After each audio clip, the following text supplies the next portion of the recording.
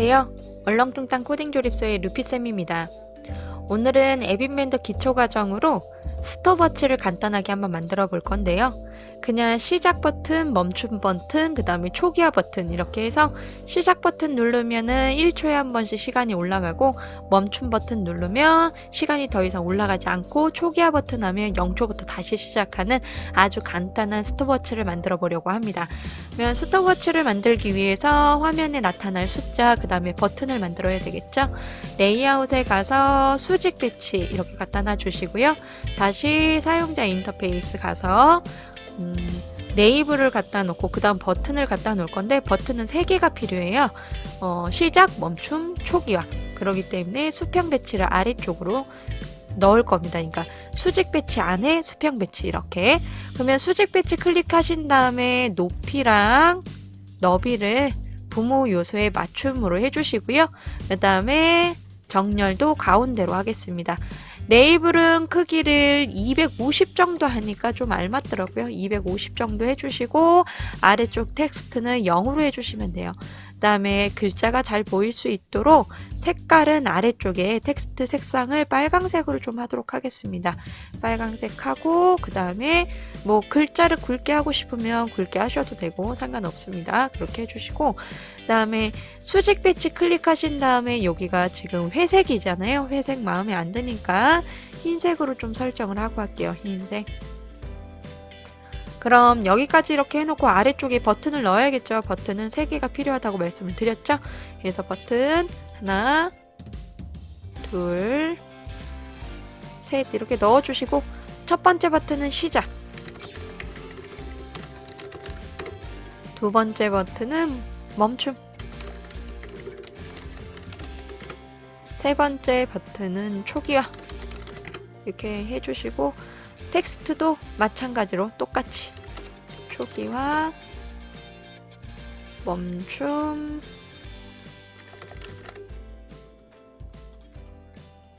시작 이렇게 바꿔주시면 됩니다.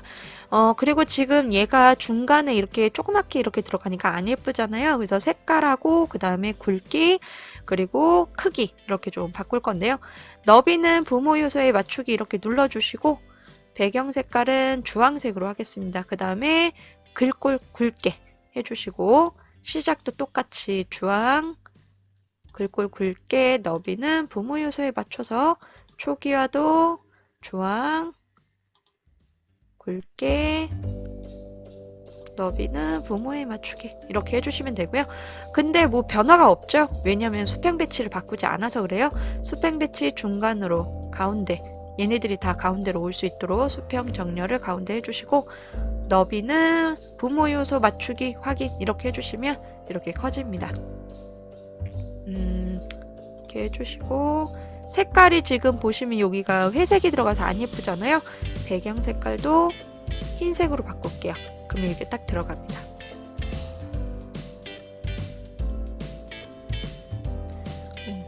여기까지 이렇게 해주시고 이 레이블 이름 있죠? 레이블 클릭해 주신 다음 이름도 숫자라고 바꿀게요. 숫자. 네.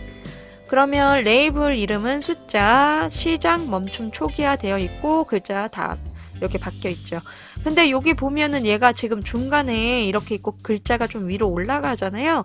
그래서 얘가 중간에서 글자가 올라가지 않도록 화면에 좀 이렇게 딱 중간에 있을 수 있도록 너비 부모 요소에 맞춰주고 높이도 부모 요소에 이렇게 좀 맞출게요. 그 다음에 텍스트 정렬은 왼쪽이 아니라 가운데로 이렇게 하겠습니다. 그러면 얘가 예쁘게 싹 이렇게 들어갑니다. 그래서 이쪽 부모 레이블을 이 숫자 레이블을 높이는 부모 요소에 맞추기, 너비도 부모 요소에 맞추기, 그 다음에 텍스트 정렬 가운데, 그 다음에 빨강색 이렇게 해주시면 됩니다. 이렇게까지 하면은 이제 기본적인 단계는 끝난 거고요. 여기다 컴포넌트 하나 더 갖고 오도록 하겠습니다. 시간이 1초에 한 번씩 올라가야 되는 거잖아요. 그냥은 안 올라가요. 지금 1초가 지났는지 2초가 지났는지 나는 알 수가 없잖아요. 그래서 이 아래쪽에 보시면 센서 쪽에 보시면은 시계라는 애가 있어요. 이 시계를 이렇게 갖다 놓으시면 안 되고 쭉 드래그해서 이 스크린 안쪽으로 이렇게 넣어주시면 보이지 않는 컴포넌트가 하나 생깁니다. 그러면 이 간격이 1000으로 되어 있죠. 이 1000이라는 숫자는 1초를 말하는 거고요. 만약에 0.1초를 말하고 싶다면 100으로 바꾸시면 됩니다. 그러면은 이제 스크린 클릭하셔서 여기 있는 스크린이랑 글자가 조금 안 예쁘니까 빼고 시작을 할게요.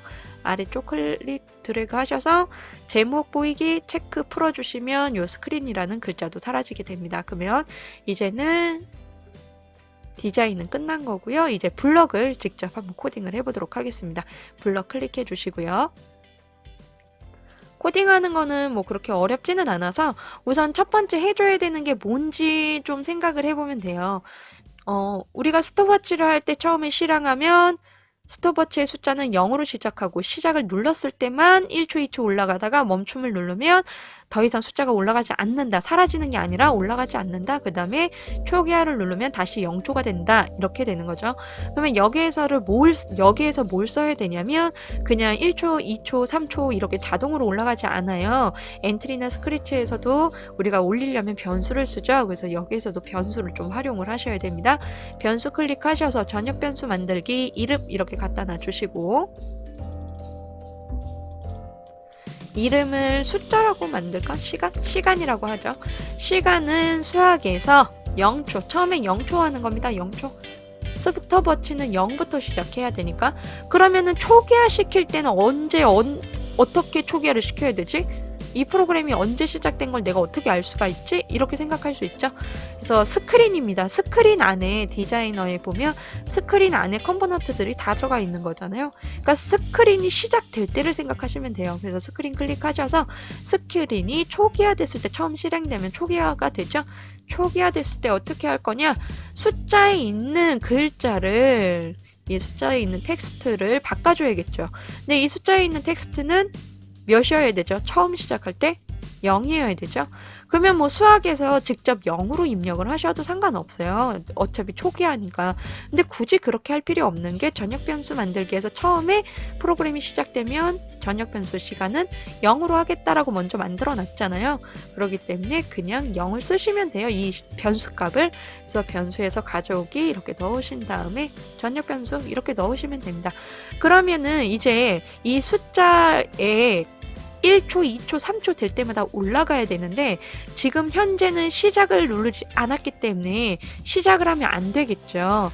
그래서 시계를 클릭하신 다음에 아래쪽에서 지정하기 시계 이렇게 갖다 놔주신 다음에 타이머 활성화 여부가 있어요. 타이머가 시작을 할 거냐? 아니에요. 처음에 시작할 땐 시작하지 않을 겁니다. 그래서 논리에서 거짓을 해줄 거예요. 아직은 작동하지 마 이런 뜻이에요. 시계 아직 작동하지 마. 처음에 프로그램 실행됐을 때 언제 작동할 거야? 시작 버튼 눌렀을 때 작동할 거야. 그러면 시작을 클릭했을 때 여기 있는 컴포넌트에서 시작 누르신 다음에 시작 클릭했을 때를 갖고 오시면 됩니다. 시작 클릭했을 때 뭐 할 거야? 나는 시계를 활성화를 시킬 거야. 그러면 시계 컴포넌트 누르신 다음에 아래쪽에서 초록 색깔 이렇게 갖고 오고 여기서 바꿔줘야 돼요. 타이머 활성화 여부를. 타이머 활성화 여부 어떻게 논리에서 참 나는 바꿔줄 거야. 이젠 활성화 되라고. 시간아 흘러라 이런 뜻입니다. 그러면 시간이 흐르는 거는 어떻게 측정을 표시를 할 수 있냐? 시계 클릭하셔서 아래쪽에 위쪽이네요. 시계 타이머가 작동할 때 활성화를 시켰으면 타이머가 작동을 하기 시작하겠죠. 몇 초 간격으로 디자이너에 보시면 시계 클릭했을 때 타이머의 간격은 1초, 1000이 1초예요. 1초 간격으로 타이머가 작동을 할 겁니다. 그러면 1초 간격으로 여기 땡 때려주고 땡 때려주고 땡 때려주고 해서 타이머가 계속 작동을 하게 되는 거예요. 그러면 이 작동할 때 어떻게 할 거냐? 나는 변수값을 하나씩 올려줄 거야. 시간이 하나씩 올라가지 않아요. 변수를 사용을 해야 되거든요. 그럼 변수값을 어떻게 해? 나는 시간 변수값을 하나씩 올려줄 거야. 어떻게? 얘는 숫자잖아요. 하나씩 더해주는 거예요. 수학에 숫자를 붙여서 1씩 올려줄 거야. 어디에다가? 그냥 아무거나 집어넣으면 전역 변수는 항상 동일하게 되기 때문에 전역 변수가 갖고 있는 숫자에다 1을 더해줄 거야. 그러니까 만약에 전역 변수가 처음에 0이었으면 1이 될 거고 또 1이 됐으면 또 1을 더하니까 2가 될 거고 2가 되면 1을 더하니까 3이 돼서 여기다가 주는 거예요. 이 두 개를 합쳐서 이렇게 주는 겁니다. 그러니까 기존에 얘를 먼저 보는 게 아니기 때문에 기존에 있던 숫자가 몇인지 확인하고 더해서 이렇게 넘겨준다고 생각하시면 돼요. 그러면 시계가 1이 작동될 때 1초 간격으로 시간을 1씩 올렸어요. 근데 사람이 보기에, 사용자가 보기에 시간이 올라간 게 아니라 말 그대로 변수 시간만 올려준 겁니다. 그러면 이제 사람이 볼 수 있도록 또 바꿔줘야 되겠죠. 그래서 시작에서 숫자에서 시작이 아니고 숫자에서 텍스트를 바꿔줘야 됩니다. 뭐로? 간단하게 변수값으로. 변수값에 1초씩 계속 올려주고 있는 거기 때문에 뭐 얘한테도 이렇게 해서 올려줄 필요는 없는 거잖아요. 그쵸? 그냥 이렇게만 넣으면 안 돼요. 그러면 시간이 올라가지 않고 계속 얘가 0이었다면 1만 들어올 거예요. 그래서 실제 변한 값을 텍스트에 넣어줘야 되는 겁니다. 이렇게까지 하면 시작을 누르면 바로바로 작동을 할 거예요. 그러면 시작만 있는 게 아니죠. 멈춤도 있죠. 그러면 멈춤을 클릭했을 때 컴포넌트에서 멈춤 클릭하셔서 하시면 됩니다. 클릭했을 때 뭐만 멈춰주면 되죠? 시간은 자기 혼자 올라가지 않아요. 요 작동을 했을 때, 이 부분에서 시계가 작동을 했을 때만 올라가고 있는 겁니다. 그러면은 멈춤을 할 때는 뭘 멈춰주면 되는 걸까요? 시계를 멈춰주면 되는 겁니다. 그래서 시계 컴포넌트 누르셔서 아래쪽에 초록색 깔을 갖고 오신 다음에 타이머의 활성화 여부 어떻게 해야 되죠? 논리에서 거짓시켜 주시면 됩니다. 더 이상 활성화하지 마. 더 이상 움직이지 마. 여기에서 참으로 해서 여기가 1초 간격으로 땡땡땡땡땡땡 계속 얘를 호출하고 있다면 멈춤을 눌렀을 때는 이젠 더 이상 호출하지 마 하고 거짓을 시켜버리는 겁니다. 그러면은 멈춰요. 활성화가 되지 않았기 때문에. 그리고 이제 마지막으로 초기화 버튼 클릭했을 때 이제 여기에서도 어떻게 해야 되죠? 초기화라는 거는 시작을 누르지 않았기 때문에 멈춰야 된다는 거예요. 0으로도 바꿔줘야 되지만 멈춰야 한다. 그럼 여기 만들어 놓은 게 있으니까 오른쪽 버튼 하셔서 복제해서 붙여넣고 그러면 그 타이머 활성화 여부는 거짓이다. 안 움직이겠죠. 그러면 여기에서 또 해줘야 되는 거 실제 보여지는 숫자는 0이 되어야 되는 거죠. 그 0을 갖고 있는 애는 변수값이죠. 변수도 초기화를 시켜줘야 된다. 몇으로? 0으로. 그러면 0으로 초기화한다면 어떻게 해야 되냐? 지정 시간 숫자에서 지정 숫자를 텍스트를 변수값으로 바꿔줘라. 어차피 변수값은 0이니까 초기화가 되는 겁니다. 변수값을 초기화 0, 뭐 100초가 됐든 200초가 됐든 중요하지 않고 0초가 됐다. 그런 0초가 된 다음에는 나 어떻게 할 거야? 숫자 텍스트에다가 이 0이라는 숫자를 넣어줄 거야. 그러면 화면에 보여지는 숫자도 0으로 초기화가 될 겁니다. 이렇게 하시면 됩니다. 그리고 다 한 다음에는 빌드 눌러주셔서 QR코드 클릭하셔가지고 이제 설치해서 확인을 해보시면 됩니다. 이렇게 간단하게 우리가 지금 스톱워치 프로그램을 앱을 한번 만들어 봤는데요. 되게 간단하게 변수값을 활용해서 이렇게 쓸 수 있고 시계를 쓰면은 1초 단계나 0.1초 단계별로 얘를 뭔가를 실행할 수 있다. 그런 것도 가능해요. 게임을 만든다고 한다면 1초 간격으로 뭐 나쁜 놈이 나온다거나 10초가 지났을 때는 길이 없어진다거나 30초 지나서는 게임 종료를 한다거나 그렇게도 가능합니다. 다음에 더 그 기초 단계가 끝나고 게임 만들기가 들어가면 그런 단계를 한 번씩 다 밟아보려고 합니다. 시계를 활용할 수 있는 그런 게임을 한번 만들어 보겠습니다. 그럼 다음 시간에 또 만나요.